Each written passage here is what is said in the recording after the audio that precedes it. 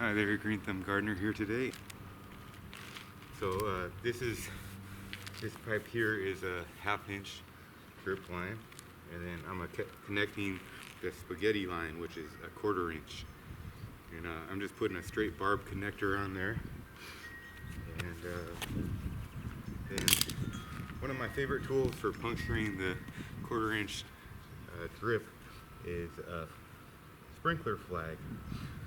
They sell other tools like this, but I find that the sprinkler flag penetrates it a lot easier because it has a sharp point. And then you just stick in your straight barb connector, and then you run the line. Alright, so here's the flag. I'm just going to make a puncture in here, right there. There we go. See how easy that was? It's a lot easier than hooking up the other, using the punch that you could buy. This is the punch. I think the best one is the flag because it's easier to stick in, and it gives it a nice hole for it to penetrate. I'm going to hook up this plant here. So what I'm going to do, I'm going to get one of these T connectors here. So it's really good to have, nice to have a kit where you could have everything in front of you, all your connections. And here I got one of the necessary tools for drip, which is some pruners.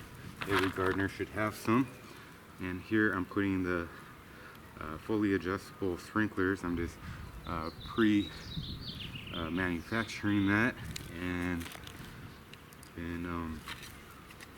might as well make another one here while I'm at it. But let me run this line here first to the other plant.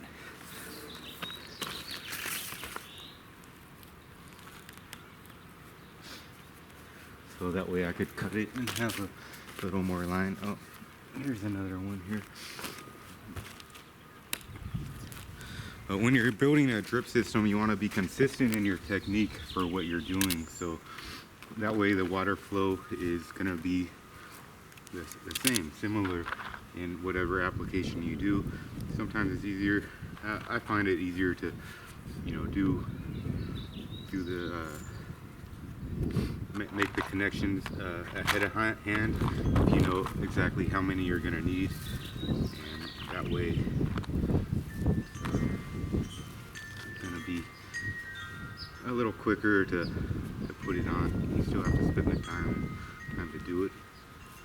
Okay, so here just some T's with some connectors here, and how many more am I going to need here?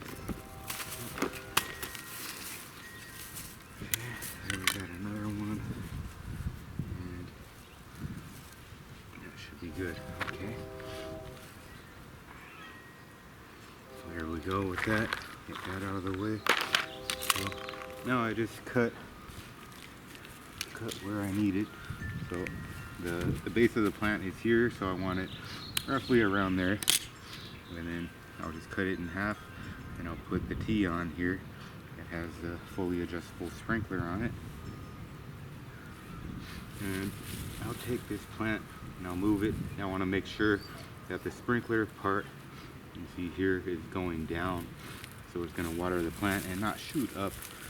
That way you could prevent some of the water loss. The drip hooked up for these plants here, and they're all hooked up, and you can see the 1/4 inch line running along all of them. We could bury that. It's usually better to leave it exposed because that way if there's problems, they're easy to find.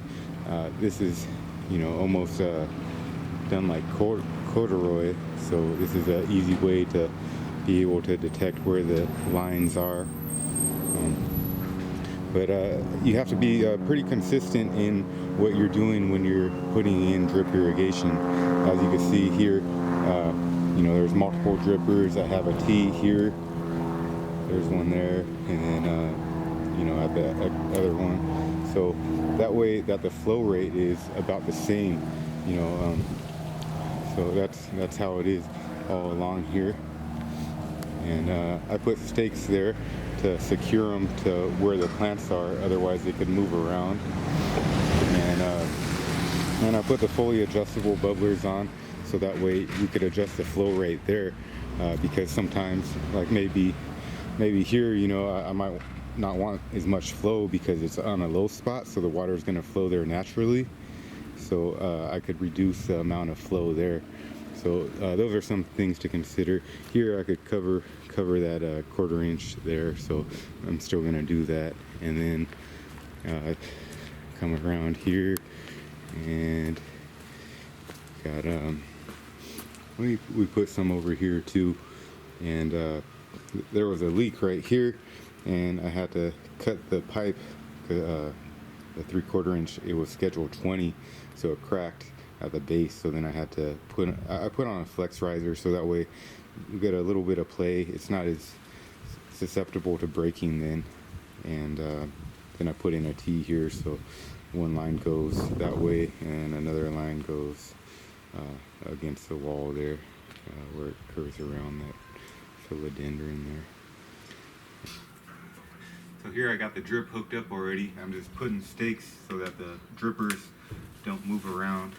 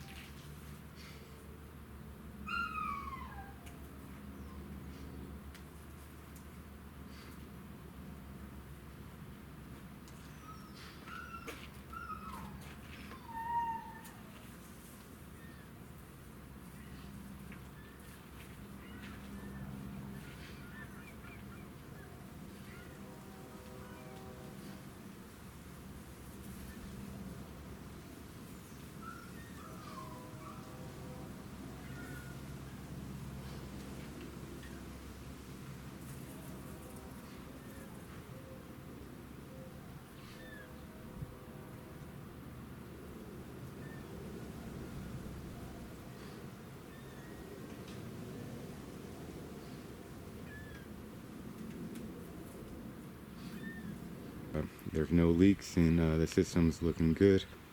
All right, happy gardening.